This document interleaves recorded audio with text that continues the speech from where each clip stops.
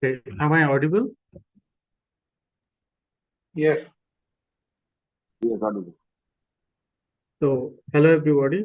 I'm Devait Verma, currently serving as the Secretary of the IEEE Computational Intelligence Society, Kolkata chapter.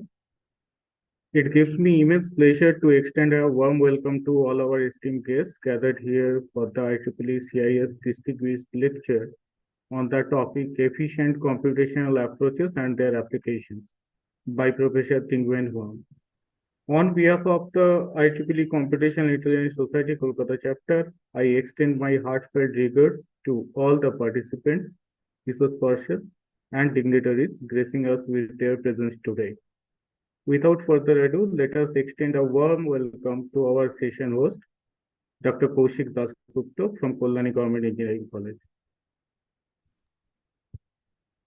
Thank you, Dr. Devaditya. Hope I am audible. Yes, sir, you are audible. Okay. So I will start the welcome session for this IEEE CIS DLP. Honorable dignitaries who have joined in the webinar, Professor Tingwen Huang, Division of Arts and Science, Texas A&M University of Dhaka, students, researchers, industry participants, academicians, and my dear KGEC family, I welcome you all in the opening of IEEE Computational Intelligence Society Student Branch Chapter at Kalyani Government Engineering College. That will be followed by an IEEE CI Distinguished Lecture. Our nation is advancing with great strides thanks to the research and innovation efforts in the vast technical domain. For this, research and technology conferences, consortiums, discussion forums become highly important.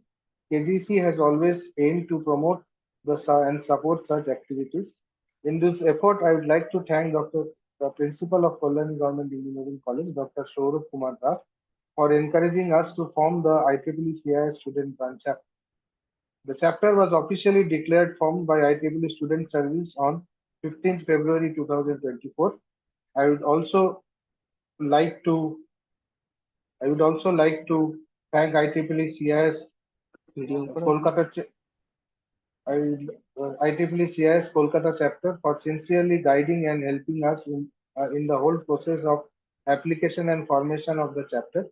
A special mention needs to be made here for the chair of IEEE CIS Kolkata chapter, Professor Siddhartha Bhattacharya, Chandra Madam, Paramartha Sir, and of course, Dr. Devadip, who has always helped us. A big thanks to all students of CSE department who were always with us in the whole journey, and few of them became the initial members. Many thanks to all of you. Now we will officially do the curtain raiser for the IEEE Computational Intelligence Society student chapter at the Kolkata Government Engineering College.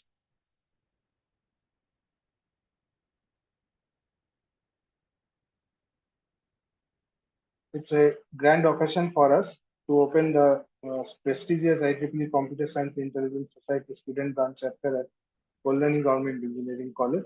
Thanks to whoever were involved with us in this whole journey. Without making the distinguished speaker to wait for more, as we are already in time, let us begin the webinar as the inaugural event for this IEEE CIS student chapter. So we'll start with the IEEE CIS distinguished lecture on efficient computational approaches and their application. Our honorable speaker has already joined and is ready. Professor Tingwin Huang of Division of Arts and Science, Texas A&M University at Qatar. To start the session, I would request Dr. Saurabh Banerjee, Senior Member IEEE and a budding researcher from our institution, to begin to start the session as in session chair. Dr. Saurabh Banerjee, please begin the session. I will mute myself.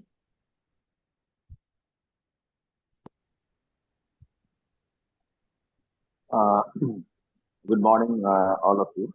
Thank you, Professor Siddhartha, for giving the opportunity to session here for this event. Professor Tingen Wang is a distinguished academic serving as a professor at Texas A&M University at Qatar. He earned his Bachelor of Science degree in mathematics from Southwest University, China, in the year 1990, followed by a Master of Science degree in mathematics from Sichuan University in 1993. Dr. Wang completed his doctoral degree in applied mathematics at Texas A&M University in 2002. Dr. Huang's scholarly pursuits encompass a broad spectrum of research areas, including the dynamics of nonlinear systems, neuromorphic computing, neural networks, computational intelligence, intelligent control, multi-agent systems, optimization, and smart grid. Good morning, sir. Good morning, Dr. Huang. Good morning. Sorry. His contributions to academia are widely recognized, with his research papers garnering over 38,000 citations as of March 2024, according to Google Scholar. In acknowledgement of his outstanding achievements, Dr. Wang has been honored with numerous prestigious accolades. He was elected as an IEEE Fellow in the year 2018 and holds fellowship status with the World Academy of Sciences and membership in the European Academy of Sciences and Arts. In 2022, he has bestowed with the honor of being elected as a Fellow of the International Association for Pattern Recognition. Dr. Wang's exemplary dedication to research and academia has earned him significant institutional recognition as well. He was honored with the Dean's Achievement Award by Texas A&M University at Qatar and the Association of Former Students Distinguished Achievement Award for Research, which stands as one of the highest distinctions a faculty member can receive from Texas A&M University in College Station, Texas, US. Okay, thank you all. And I would request Professor Huang to kindly deliver lectures of today. Thank you, Dr. Huang. Thank you so much for your introduction. And I'm so grateful for IEEE CIS Calcutta chapter organizing this lecture. Thank you so much. Sir, can you let me, oh, right now I can share this screen.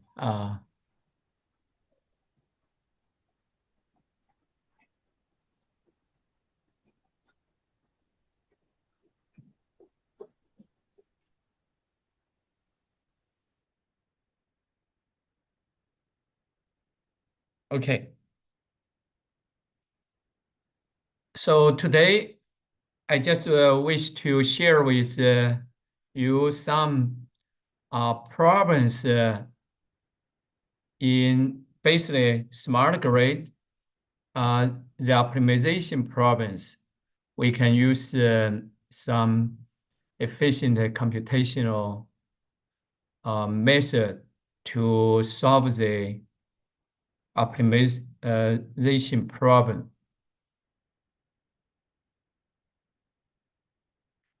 Those problems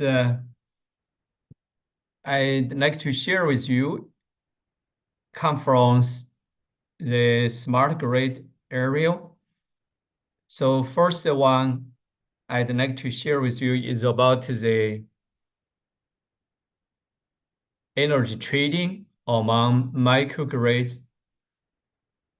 And second problem I'd like to share with you is about the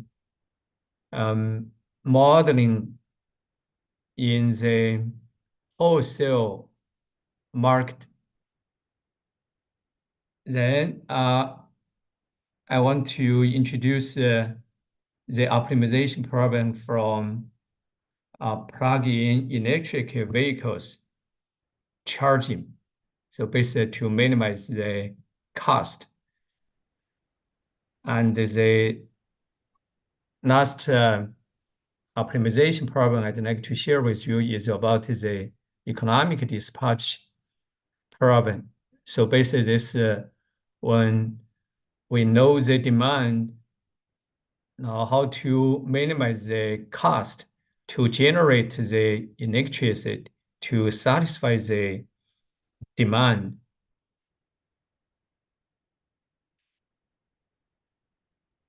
Okay, so first problem, we want to see that's the energy trading among the microgrids.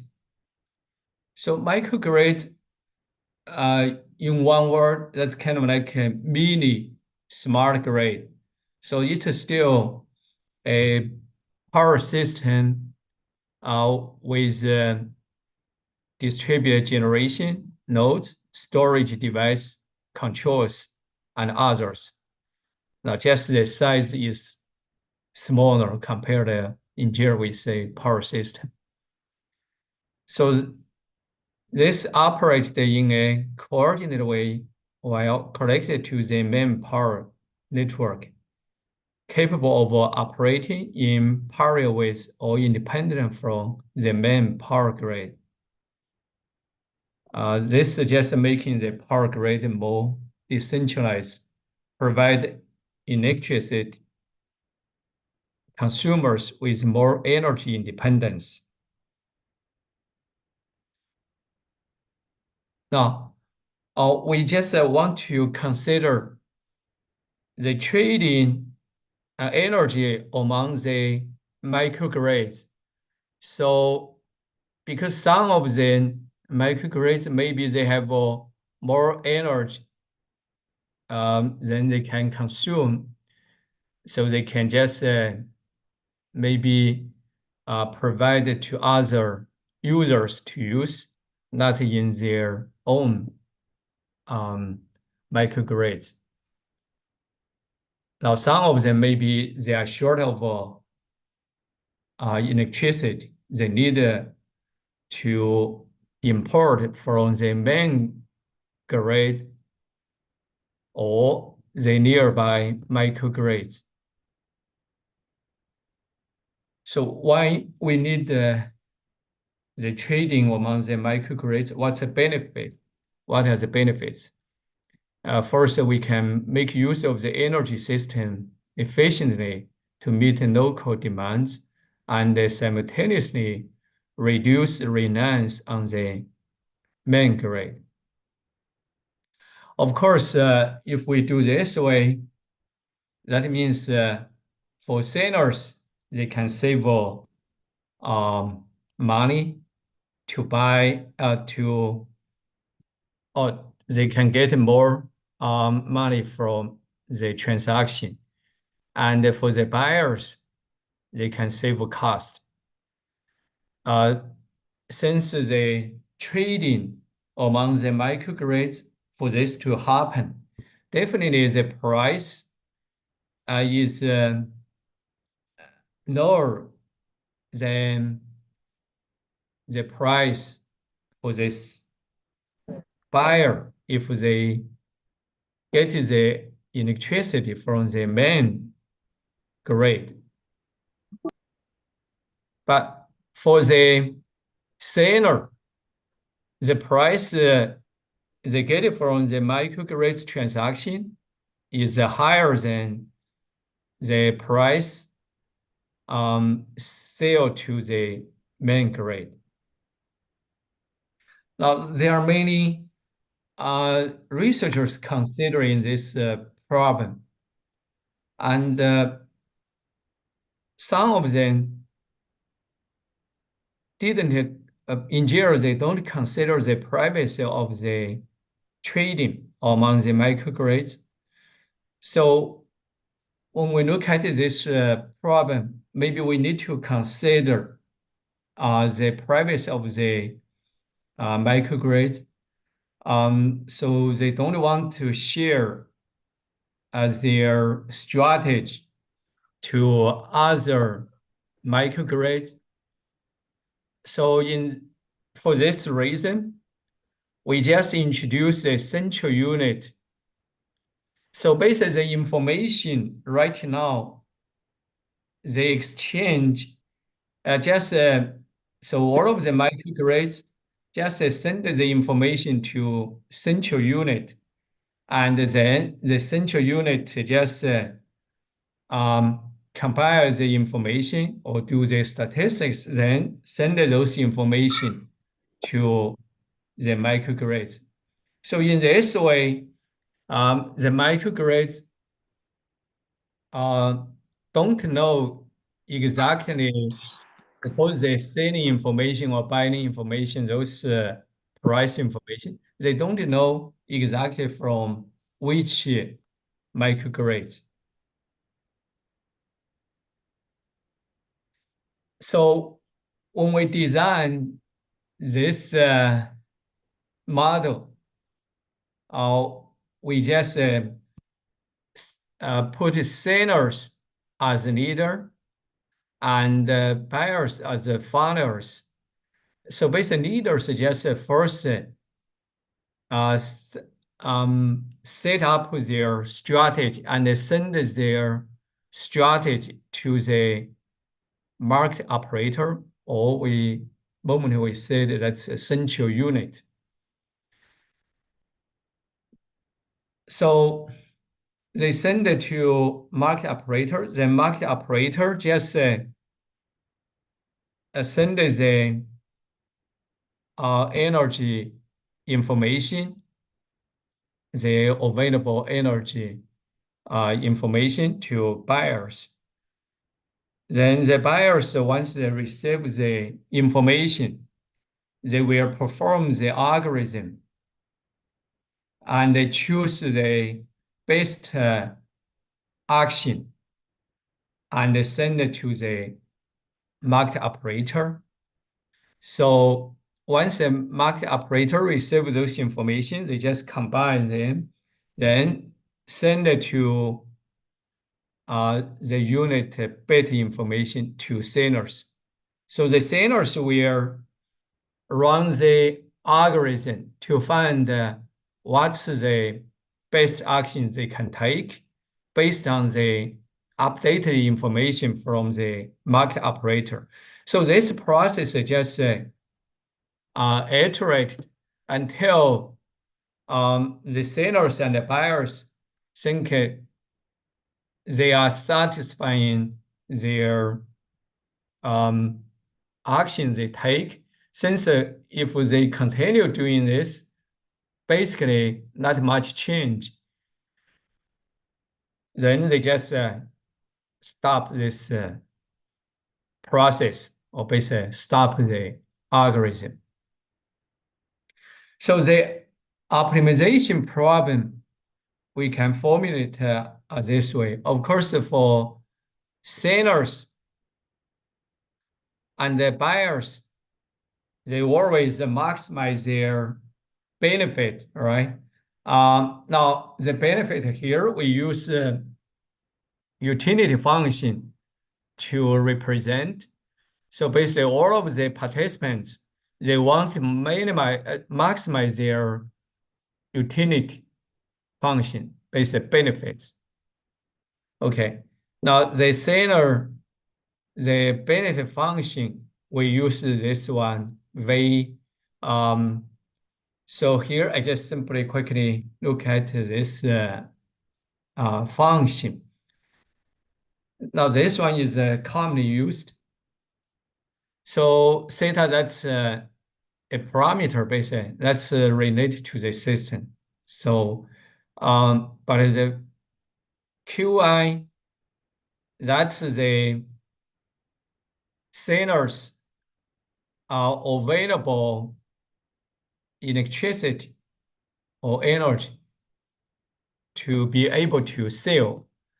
Now, Wi, that's the percentage-wise of the energy they want to sell. So basically, Qi times 1 minus Wi, that means that's the energy they keep. They don't sell this part. Of course, when they don't sell, they keep there still with the value, right? And the other part, now, eta I, that's related to the system 2, the coefficient. And the Ri, that's a revenue. So basically, that's the energy they sell, they get the money. Okay. Now for the buyer, the utility is, of course, Q, that's the energy. ওই আর কি কেটে পাঠিয়েছে বলে কালকে আমার আলাদা করেছে The energy they got. Now P, that's the price. If the buyer buys the energy from the main grid, now say that's the transaction cost among the microgrids.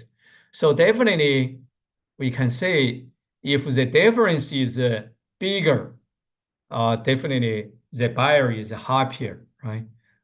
And of course, still depends on how much they get.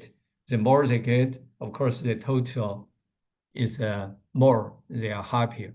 Okay. Now, how do we find this action for all of the participants they are happy with? So we need to design the algorithm to find it. Now, when we design, basically we used a very important, basically that's essential property we are able to use. So here we define this function. So basically that's every time when we do the iteration, then we compute the utility function. Then we just compute the average to the current step. So we find out the algorithm finds the best action, basically maximize the average utility function, then it automatically solves the optimization problem. So basically, if we can find the best action to maximize the average utility function here, then this best action, that's still the best action for the optimization problem. Now, this is the algorithm we design. So I may not take a detail on this part. Now, here we just did the simulation using our algorithm, and for this IEEE 37 bus test failure.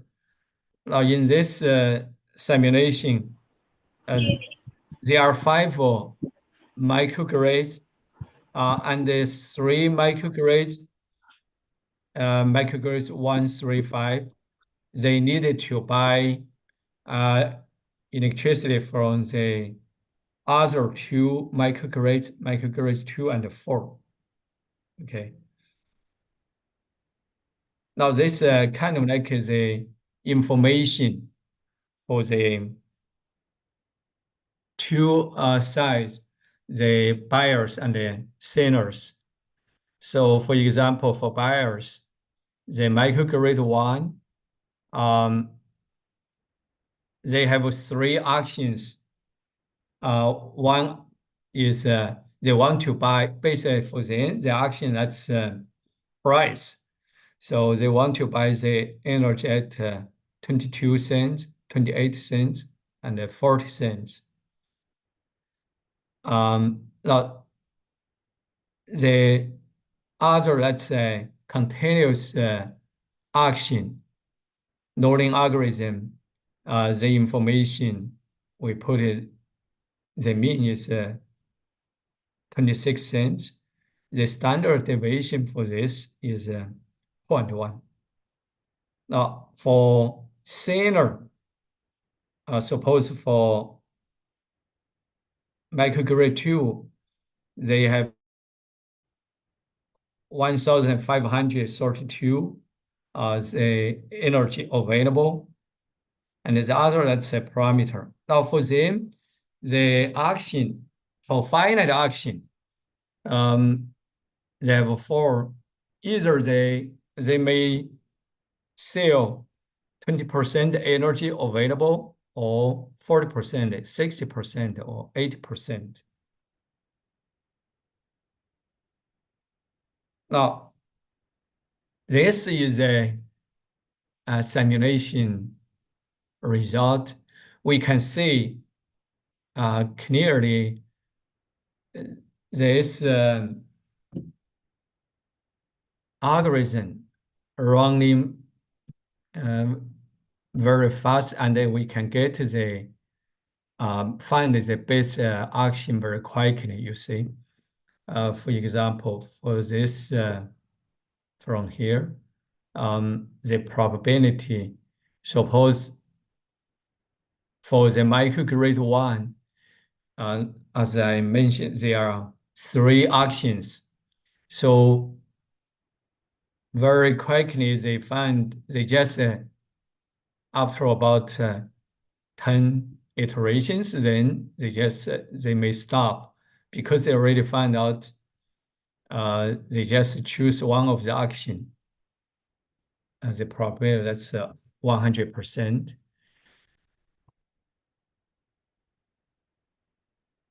And for this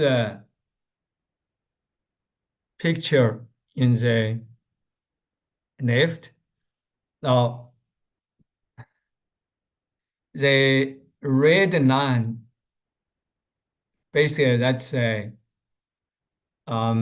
Nash equilibrium point. So basically that's the best solution. However, here I'd like to say we can compute this a number if we assume the transaction is kind of like open to all of the participants.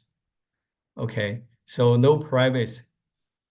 In this way, we can compute the best strategy. Okay, we find that's a red line. Now we can see now the blue line, there are three. Basically, this just showing the buyers. So there are three microgrids. They are buyers. Or we can see the action they take. Now the vertical line, let's say price.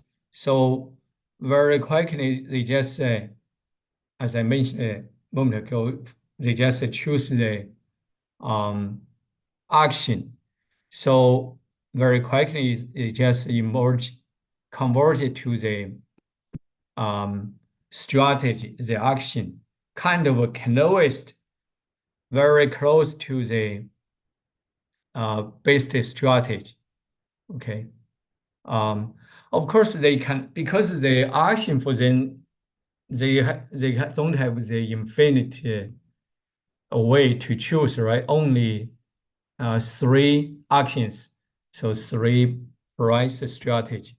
So they just choose the one closest to the best strategy. Okay.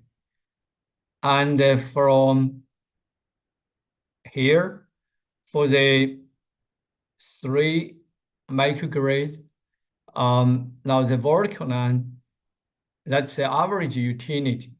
That's the horizontal one, that's number of iteration. They will just converge approaching to the stable point, right?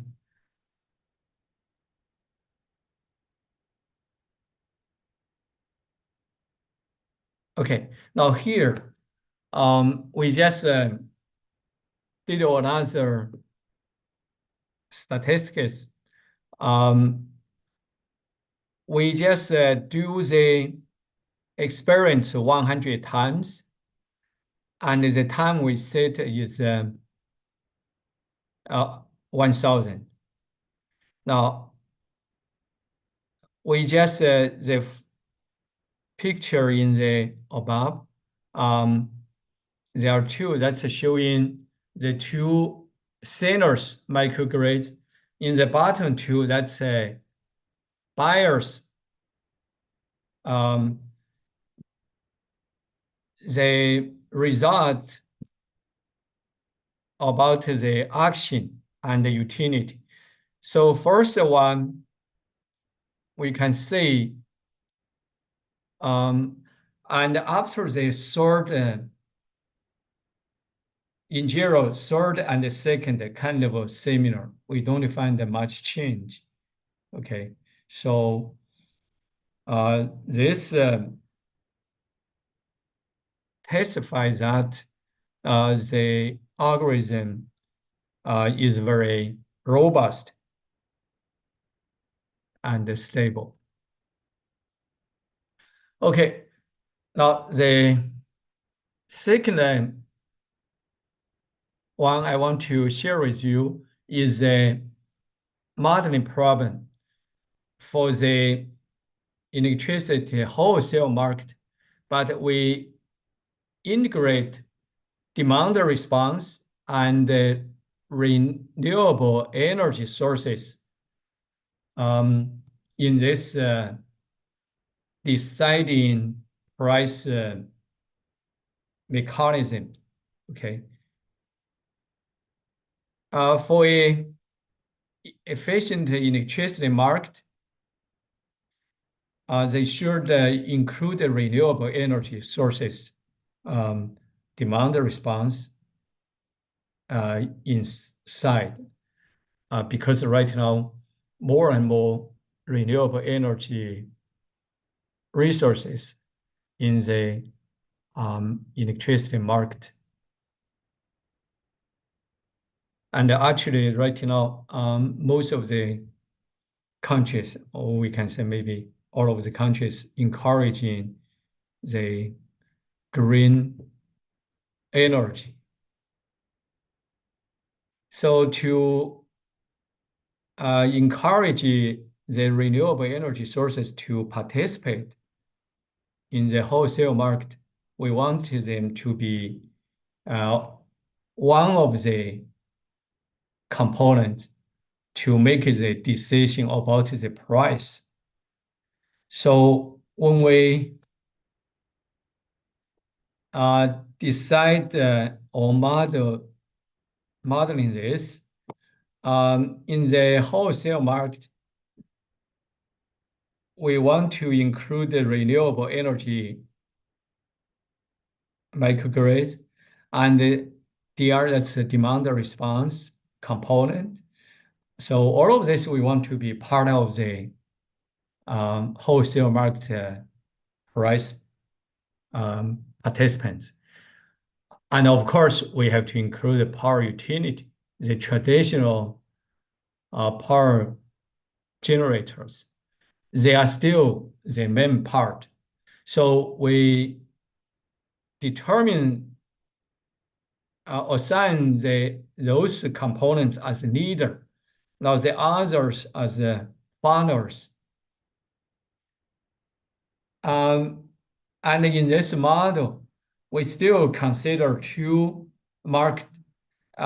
So all of the participants, they can do the transaction, sell or buy energy in two markets, forward market and the spot market. So in forward market, the price determined by, we use this formula. Basically, those is from the database, and we have to run some algorithm to get this. So once we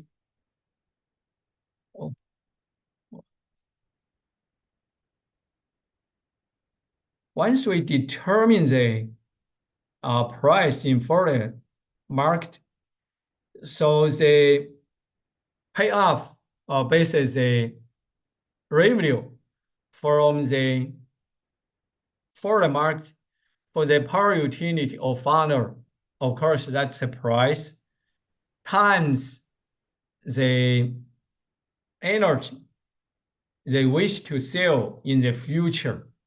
So in case that's the energy to be sold in the forward market for the power utility. We use Q to represent the funnel's energy to be sold in the forward market.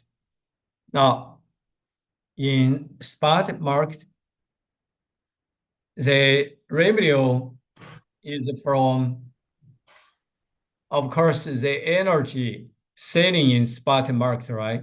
So the energy sale in the spot market, of course, that's the X, that's all of the energy generated on spot. Now, but available one surely minus the energy already promised or sold before in forward market. So that's the difference. Then, of course, that's the revenue and the minus the cost. Okay. Similar to the funnel. Of course, the difference for the funnel and the leader, the cost function kind of different. For the renewable energy, the cost kind of like already know that's a constant from the beginning, because later the cost is very minimal, just maintain right? So the whole revenue should be the revenue from the foreign market and the spot market. So we need to add them, right? So that's a total revenue for all of the participants. Now, the optimization problem, first, since the traditional generators are leaders, so they just try first find their strategy, maximize their revenue, and meanwhile, all of the founders, they will find the best strategy for them to maximize their revenue.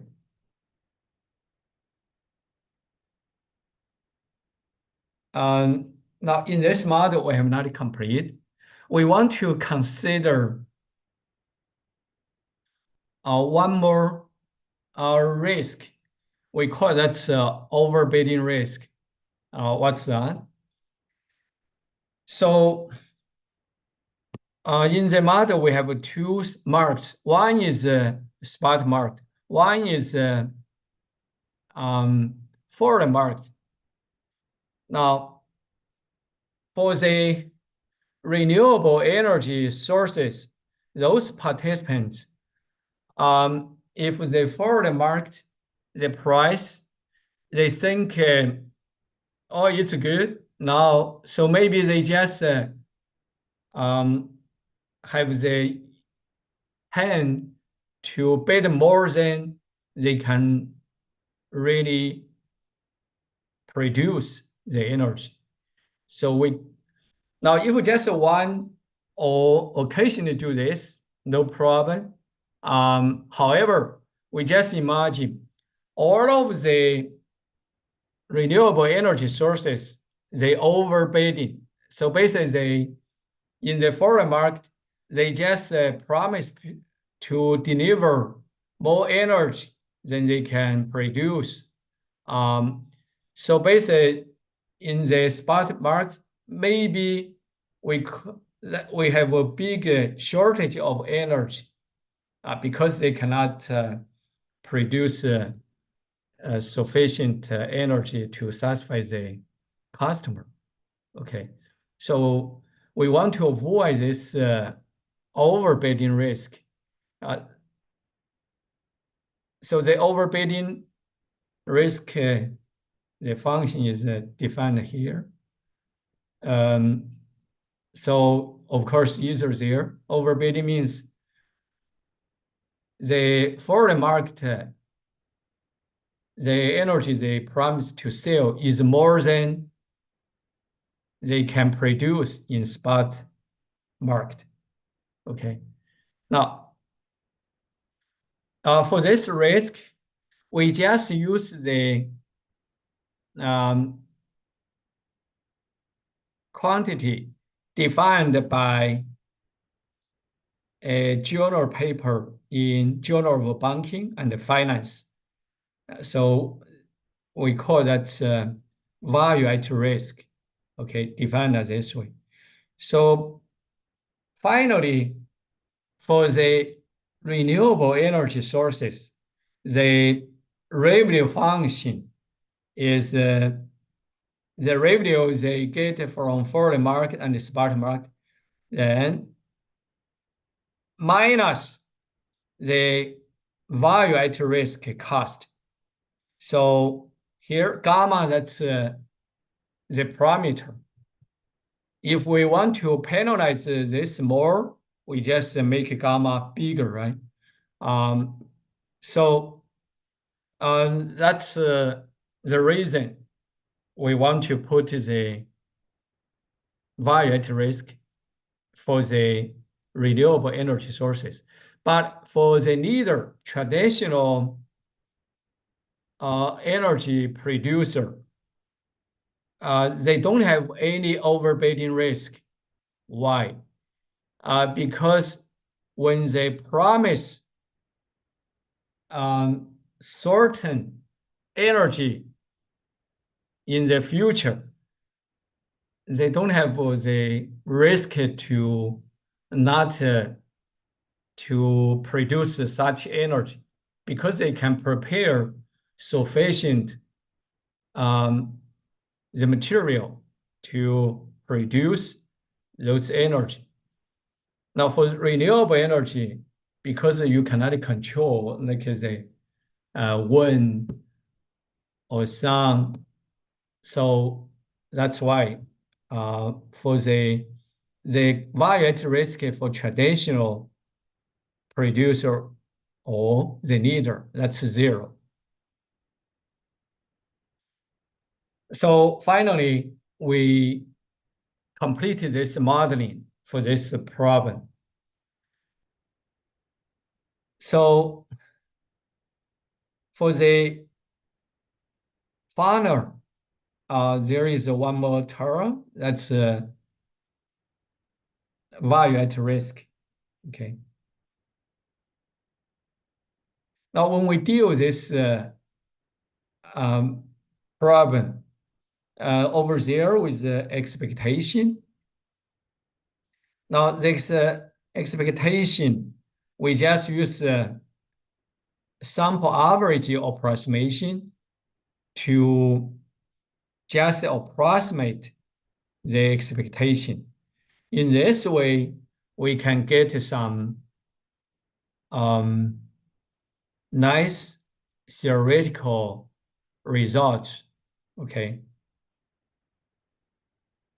Otherwise, theoretically, it's truly hard for us to do. Now this algorithm, I just escaped. Now this is simulation. I just want to show you. So in the horizontal, that's value at risk parameter, or the weight. If gamma is bigger, basically want to penalize the value at risk. Of course, all of this just only for a renewable energy or demand response participant. Now, suppose for the last picture, the blue one, that's a traditional generator. They don't have a value at risk, so always 0. Now we can see when penalize more, the red one is when energy. Okay, this one will just reduce a lot the value conditional value at risk, because it has lots of risk. So they don't want to be penalized a lot. So they just reduce. If you penalize more than the value at risk, they just try to reduce. So in the forward market, just bidding this. Try not to overbidding. Now the first picture,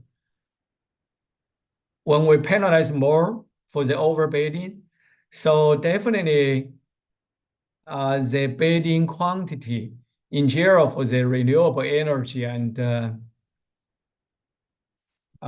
demand response, they will just gradually reduce their quantity in forward market. But for the traditional one, they will increase because the demand, that's kind of like we know. If the other suppliers reduce, so the traditional one will pick up. Now, the price in general will increase.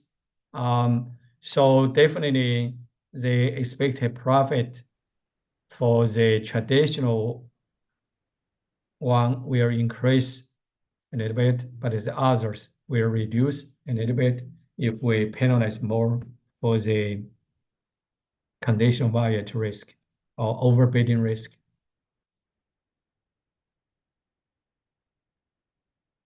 Now since they suggest to compare the speeding. In the following, I just want to quickly look at the other two problems because the time is running out almost. So for this PV charging problem, so there are many people considering this. So for us, I just quickly show you what's the one we want to consider. So basically, we want to consider this factor, the maximum loading capacity for the feeder. So when more and more PV go into the market, imagine if all of this PV charging in the same time, maybe that's the node will go beyond the capacity of the feeder. So that will cause lots of problems. Of course, there are two ways we can do.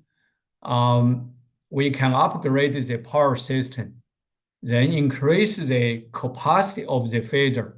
Now that's one way. Of course, that's cost a lot, right? But the other one, maybe if we do some switching of the charging, then we may still can satisfy the consumer's demand, and meanwhile, the peak loading doesn't go beyond the feeder's capacity.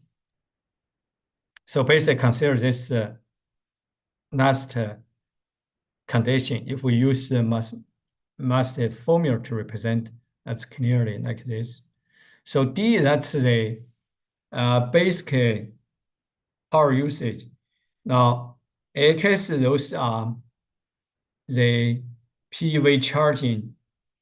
Okay, so P, that's a feeder's capacity.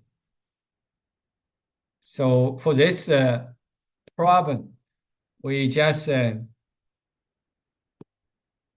we want to minimize the cost for the customer, PV charging customer, and under those constraints, and here for us, we consider this one. Now this algorithm. Now from the simulation, we want to show you maybe this really works, even though we consider the more condition, basically the feeder capacity problem. So in this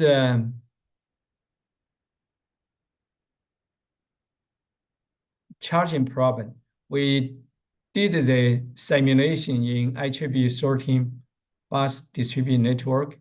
Now here, and the price, we assume there are three charging times. One time that's peak hour, that's from evening 5 o'clock to 9 o'clock. And for the morning time, that's from evening 9 o'clock to the morning 10. Okay, so there are three charging price schemes here, depends on the time. Now, this is a simulation result. We did this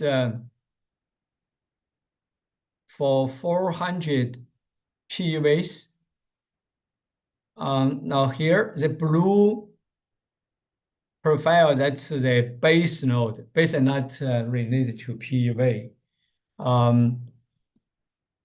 The red one is the PUV charging usage. Okay. Now, this line, vertical line, not a solid line. The red, that's a fader's capacity. Okay. Now we can see the picture in the left. We don't consider the fader's capacity. Okay, problem. So there are some time that's go beyond the fader's capacity. Okay. Now the right picture, this one, we take the faders overload this factor in. So for this one, Powering on. we run Connected. the algorithm, and of course, there always the usage, including the PUV and both, and the basis always doesn't go beyond the fader's capacity. So that's good. Of course, because we consider this condition, fader's overload, so possibly that means the customer may end up to pay more for charging their PUV. Now, look at this work. We just this picture. Now horizontal, that's iteration. Okay. The vertical line is a normalized cost. Okay. So we can see the one without overload control or the one with overload control. The difference kind of like we don't see clear difference. So that means when we consider this fader overload condition, the customer end up doesn't pay much, kind of similar to the one we don't consider. But once we consider the overload, faders overload capacity issue, that means we can predict the system, the power system. And this just shows the algorithm's speed, okay, compared with the other normal ones. Now, I just want to look at the next optimization problem. So this economic dispatch problem. So for this problem, that means when we know the demand, so the power generators should generate sufficient, but not more than that, just meet the demand. So we use XD represent the demand. Now, xi represents the power generated by the ice generator. So all of the generators generating the electricity surely satisfy the demand. So basically, supply equal to the demand. Okay. Now, we want to, under this one, definitely we want to minimize the cost of the total cost of the generator. Okay. If that's a cost function. Okay. Now, of course, there are some limitation for this. For example, simply for each generator, they have the maximized capacity they can generate, right?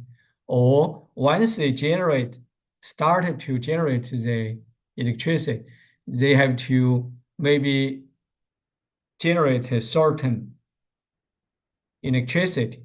So that's a limitation here. So the optimization problem just want to minimize the cost under those conditions.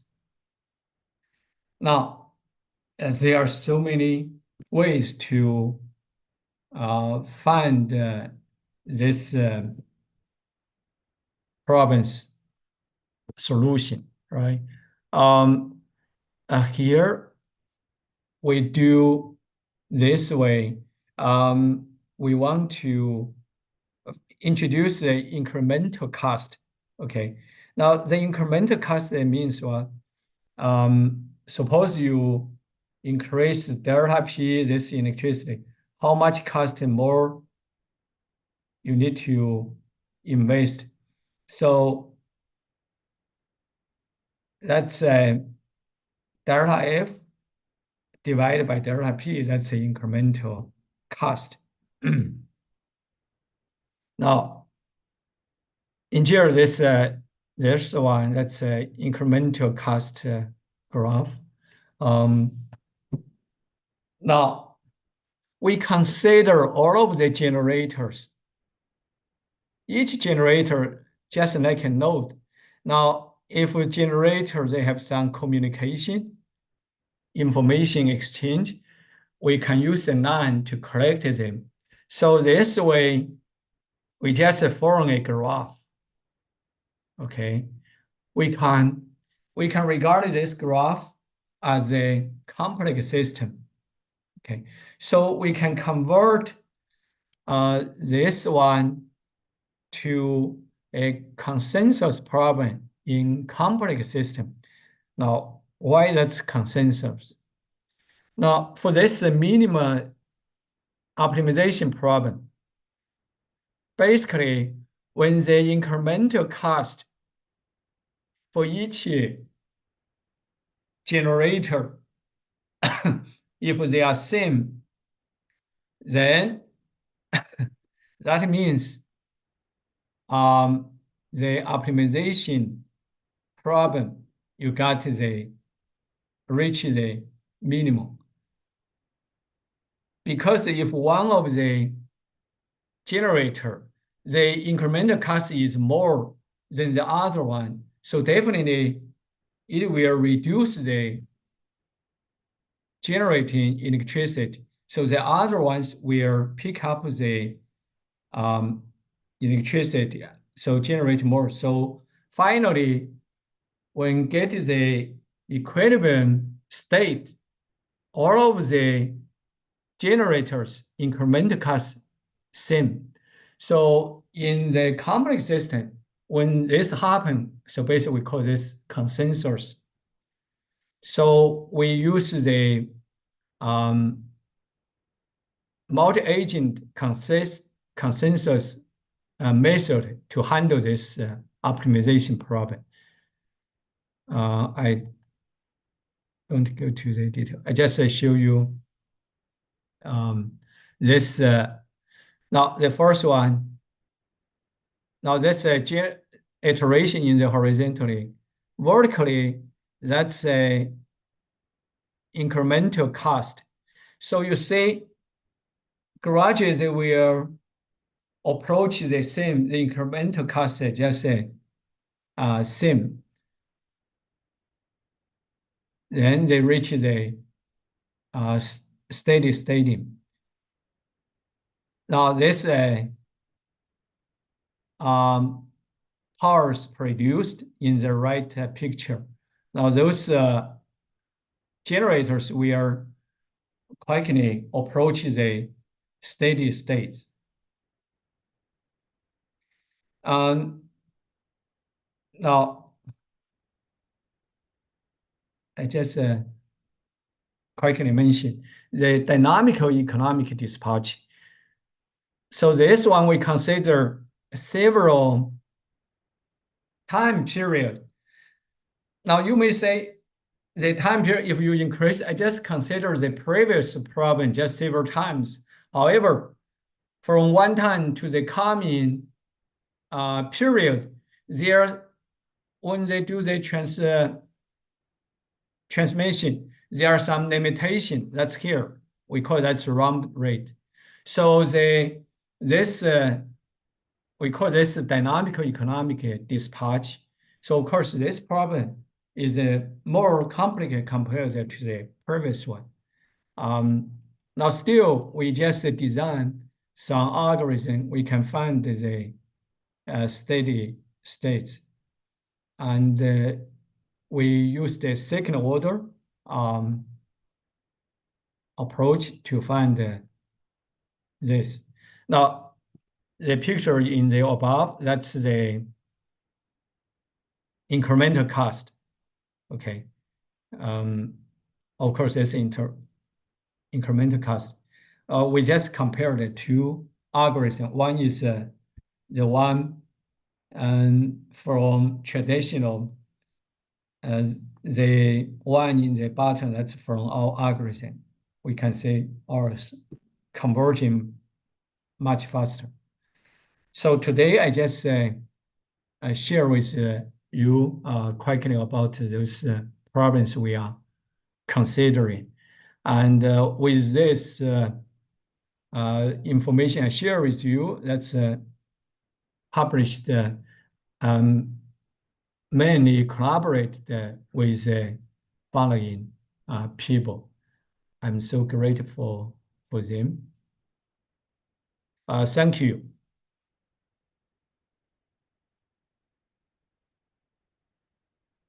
Okay, any question? Thank you, Professor Huang, for such enlightening lecture on this microgrid and its associated features for this inaugural event of IEEE KGAC student chapter. Now I request the audience for any question on this cutting edge technology. Okay, so I'm sorry, what's your...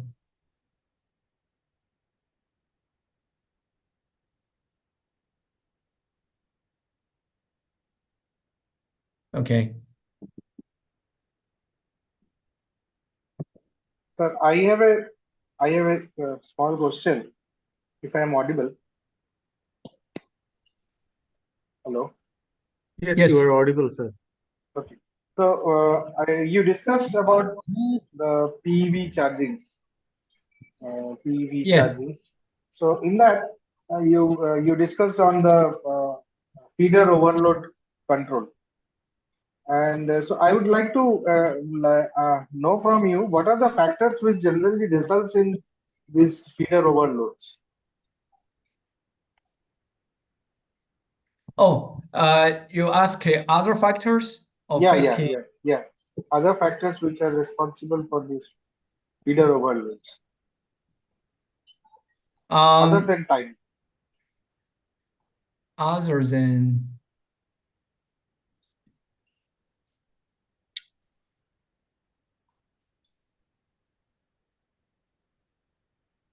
No.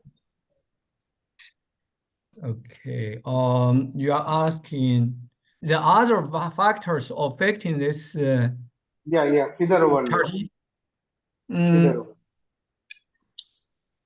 Okay. I think for your question, there are so many factors, but we don't for this one we just simply we assume the other factors. So here,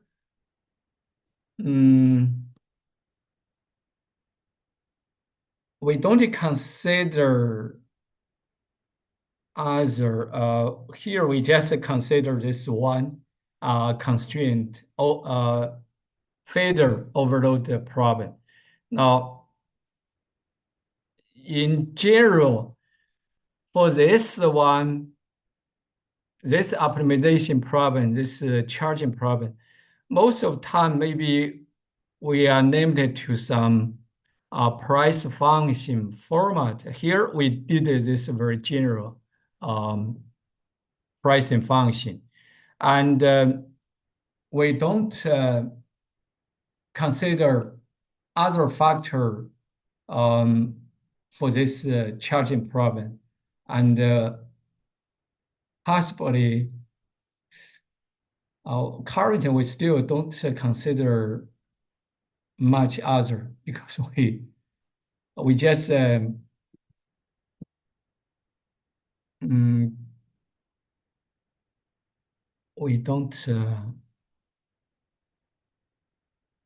we don't know other really important factors in this charging problem. So that's what we think in this one. As I mentioned, the difference of this one, because the other in general, they don't consider this failures overload factor when they do the charging modeling. Thank you, sir. Thank you, sir. One more question. Is there any work going on regarding prediction of these overloads so that then the overloads might not happen? Particular, I'm sorry. So is there any prediction works going on with this overload so that maybe the overloads can be taken care of if the predictions are there? It's just my question. Maybe it's not worthwhile, but I was just wondering that predictions could have been done. Oh, okay. So for your question, I not fully understand. So for this one, we consider this. So basically, we just want to guide the users, the PV users, they charge their cars maybe in some time and one time, not so many people charging. So to avoid the overload charging, but without this, that's possibly to happen because some of them maybe charging. Suppose they think that's not a peak hour. However, if all of this charging same time, then the overload will happen. Okay. Sir, I have a question. That renewable energy source, RES, is it can it be applied in autonomous vehicle issues? Oh, I'm sorry. The renewable energy source, RES, can it be possible to implement in autonomous vehicle issues? Autonomous Vehicle. Yes, yes. Or in kind of any intelligent transportation system. Oh, okay. You mean renewable energy sources you do kind the of charging of battery using the renewable energy source or like that in terms of autonomous vehicle design issues or performance improvement issues?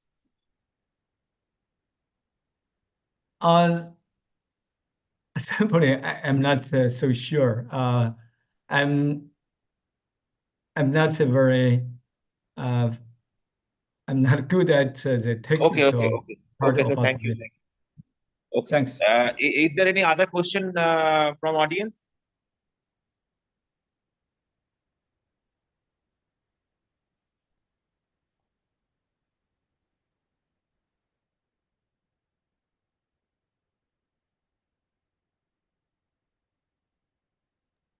Okay.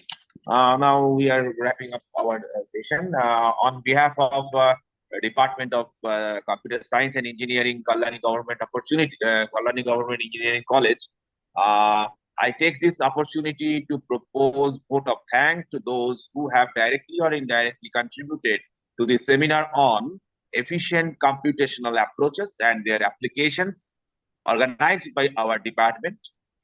At the outset, I thank our chief guest and resource person, Professor Huang. We are really enlightened with your knowledge and presence. Also, we look forward for future collaboration in research.